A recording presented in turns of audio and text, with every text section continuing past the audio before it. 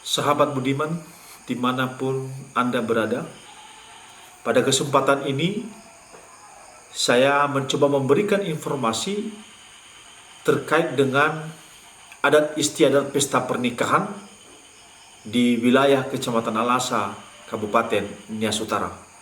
Mari ikuti dan saksikan bersama.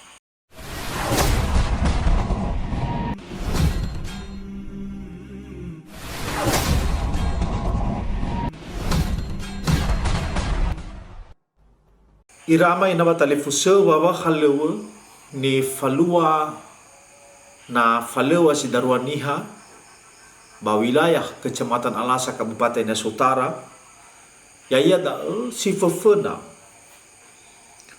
famai giniha maono alawe hadia ni falua badaira satu ama sara famaigi tedemanu si dua fame ebola bago si hobo bala asoga sabua wira gefe bamatonga wira gio lanana gay nafo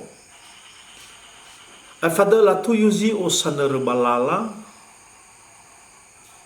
fodeha pewe famate bewe bosi nora faibua enenga fulu wafa tete banua efavulu wafa banua 20 wafa ni falua banomo da alami tohutohunya efada ira ama ina batalifusa la falua ba matua ma femanga pavi ni ofitu fo bada ira satu ama sara sabua pavi ni ofitu la bagi ono ya ia da tome tadesa masuk ono ira alawe tapai zibi talifuse mafamatere banua dua famua umu masih baya nono alawe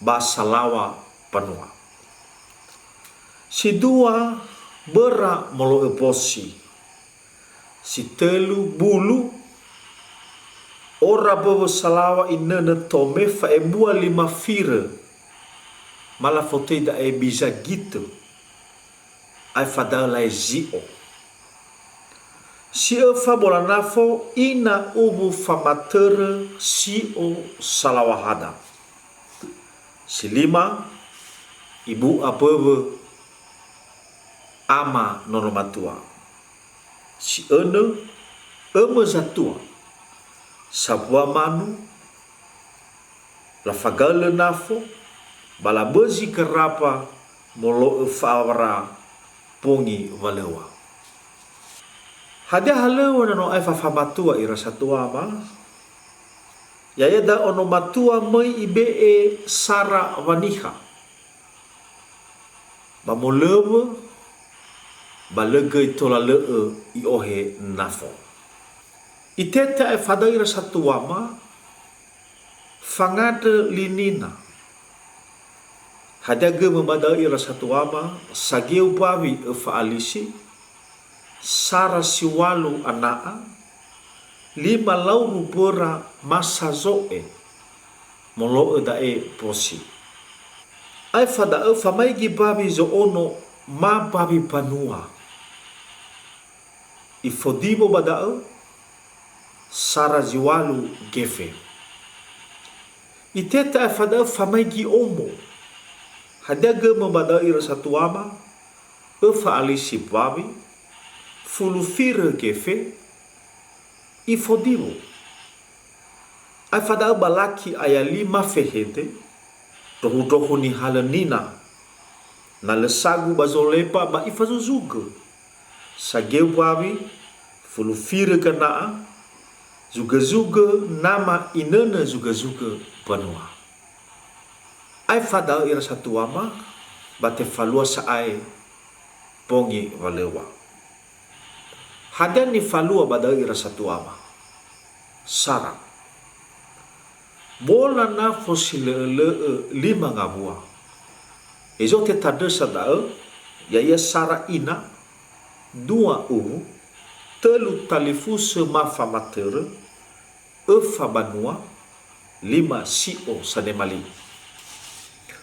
Si dua fanika gira era bebe, fangetu huhuo, daeza malua ira faurisa, tapalina, mafakadona. Bana lehadai faurisa nia, batola ifalua naribeem. Si telu, bosi neri balaki, ziwalu, zese. Opoi tanama walu alisi, balaki ayanina, balaki ziwalu gabu-gabu. Fanou badauge, malah foto iada luma, lalai, bebe, mafu zalawa. Si fanika kera era. Hadia badau ira satuama, sara, tela bebe enanga fulu walfa, 5 pavihada, enanga so wahe toho, aya 2 aya gabe, oba sebua, oba sideide. Oboi tapanua, sara famatere zalawa, hobu-hobu zalawa, bulu sausa, tawi lauru, fodeha ganaa, famate lihe, sua zise ise. Tela naya panua alisi inene fulu fire. Yaya da bulu babi soono, famaigi babi, fanehege bu, hupagio, hudu nife, tabi babi, fanema babi, taru-taru awewe, faneme babi, famaseha galoko babi, famahe babi, fesu babi, dae na banua hawalu ngamwa. Ai fada bulu babi banua soono.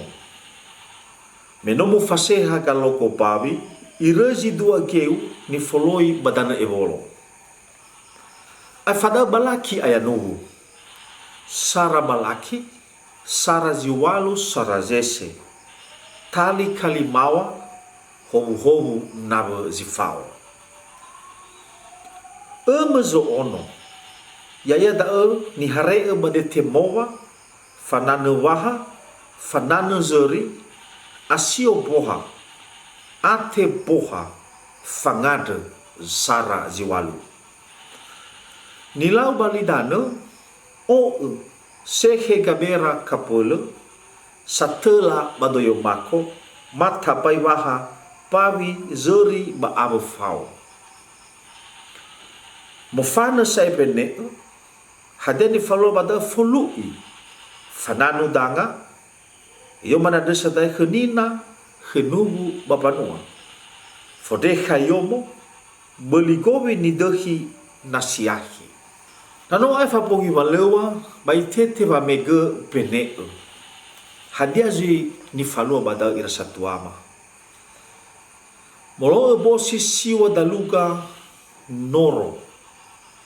Falaga zipi khenina, i ohe fo zuga panua, fa alisi ina na fulufire, fangadre molo bosi sarabalaki nilau manidana, sehe kabera kabole, satela badoyo mako, masolo hekude ia maana. Namai nama, babangoroma posi, ma bangangai zese, ihale gabu-gabu nayanina. Fanano danganina faibua sara balaki, ubu sara ziwalu, banua sara ziwalu. Hadia halewo ni falo er satuama, la fodibo, la be hobu-hobu zame ege, balabe e vangate. Ai fada er satuama, tahedede pene. Hadia bo bada 2 geda lawe, sarage damatua. Haleo ni falua, famatere de niha, famahowu pene, famatiba gowe nononiha. Famatera di peneo inana soida matua inana telu kali telu vira. Angotola ganaa ibe e khana mania fa emua sabua vira inana tabai jibi banari. La fa obi hege satua bamangata fa emua 2 kali sabua vira. Itete e fadau ira satuama famuli nuha.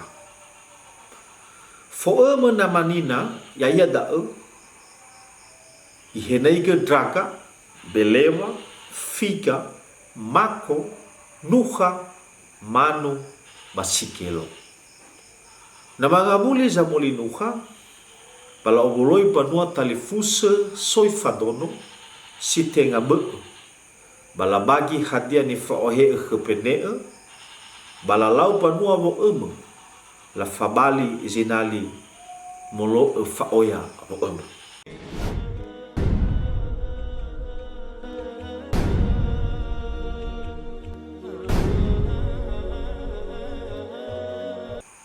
Bapak, Ibu, dan rekan-rekan dimanapun Anda berada, itulah tadi informasi seputar adat istiadat pesta pernikahan di Kepulauan Nias, secara khusus di wilayah Kecamatan Alasa. Bila ada saran dan masukan-masukan, silakan diberikan di komentar di bawah untuk kita perbaiki dan kita diskusikan pada masa-masa yang akan datang. Kita akan ketemu kembali dalam episode berikutnya, masih terkait dengan adat istiadat di Kepulauan Nias. Sampai jumpa, salam dari jauh, ya aho.